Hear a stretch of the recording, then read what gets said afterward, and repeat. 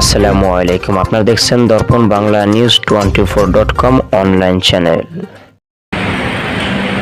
আসসালামু আলাইকুম, সবাইকে স্বাগত। আমরা ইতিমধ্যে দেখতে পাচ্ছি চট্টগ্রামের পরিস্থিতি নিয়ে আজকের এই লাইভটা। আমরা এই মুহূর্তে চট্টগ্রাম ইপিজেড এরিয়ায় রয়েছি। কর্ণফুলী ইপিজেড এবং চট্টগ্রামের সবচেয়ে বেশি শ্রমিকরা কাজ করে সি ইপিজেড। আমরা সেই সি ইপিজেডের সামনে রয়েছি।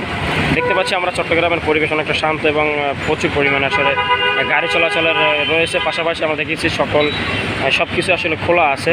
আমরা বিশেষ করে যে ইপিজেডের যে গার্মেন্টসগুলো খোলা রয়েছে, ওখানে প্রায় লক্ষ লক্ষ শ্রমিক দুই ইপিজেড আসলে কর্মরত। তো সব মিলিয়ে আমরা যে আজকে 15ই আগস্টকে ঘিরে যে একদিকে আওয়ামী লীগের যে যিনি আসলে জাতির পিতা আর কি, শেখ মুজিবুর রহমানের আগস্টের যে তার মৃত্যুবার্ষিকী, সেটা পালন করার চেষ্টা করছে, এবং অন্যদিকে বৈষম্য বিরোধী ছাত্র আন্দোলন তারা আসলে বিক্ষোভ পালন করছে, এবং যুবদলের তারা আসলে বিক্ষোভ পালন করছে। তো সব মিলিয়ে আসলে একটা মানুষের মধ্যে আতঙ্ক বিরাজ করছে, এরকমটা অনেকেই বলছে। তো সব মিলিয়ে আমরা দেখতে পাচ্ছি যে চট্টগ্রামের অবস্থান একটা স্বাভাবিক এবং সুস্থ রয়েছে। ঢাকা বিশেষ করে আমরা যতটুকু দেখেছি, ঢাকায় আমরা আপনার ধানমন্ডি 32 নম্বরে গতকাল রাত থেকে আসলে বৈষম্য বিরোধী ছাত্র আন্দোলনের ছাত্ররা সেখানে উপস্থিত হয়ে তারা আন্দোলন মোমবাতি বা আলো জ্বালিয়ে তারা সেখানে বিক্ষোভ করেছেন, এবং আজকেও সকালে আমরা দেখেছি ছাত্র আন্দোলনের সেই ছাত্ররা আসলে যে 32 নম্বর সেখানে তারা অবস্থান নিয়েছেন। সব মিলে আসলে আওয়ামী লীগ কোথাও কোনো সেই ঢাকার বিভিন্ন জায়গায় চেষ্টা করছিলেন যে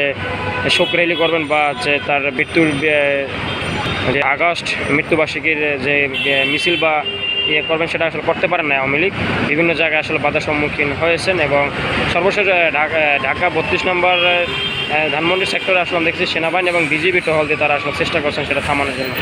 তো আমরা যতটুকু জানি চট্টগ্রামের অবস্থা এই মুহূর্তে আমরা স্বাভাবিক দেখতে পাচ্ছি, সব কিছুই ঠিকঠাক চলছে, গাড়ি চলাচল থেকে শুরু করে সব ধরনের সব কিছু ঠিক আছে। তো এই ছিল চট্টগ্রামের সর্বশেষ পরিস্থিতি।